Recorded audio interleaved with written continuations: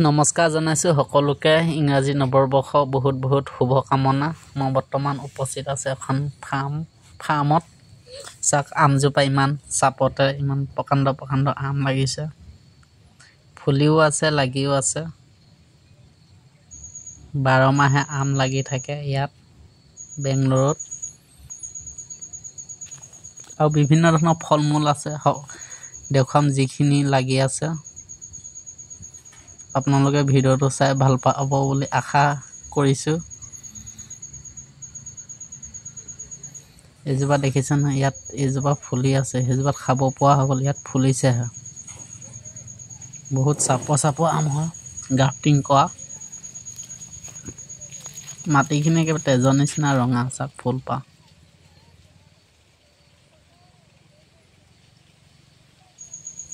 প্ৰতিদিনে পানী দিব লাগে, তেতিয়া স্বাস্থ্যটো ভাল হৈ থাকে গছজোপা। এজোপা চিকু বুলি কয়। চাক বতাহ মাৰি আছে, খালি আছে, চিকু লাগি আছে।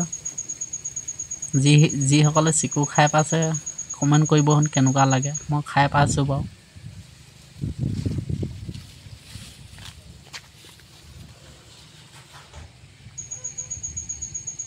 এয়া লাগি আছে। ইমান কেৰ্কেটুৱা আছে যদিও ইয়াত খোৱা নাই চিকু, আম এনেকুৱা ধৰণৰ ফল-মূলবিলাক।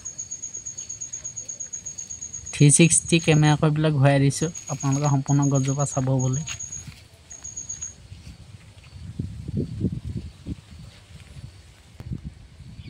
চাওক ইমান চাপতে লাগিছে চিকু, আম,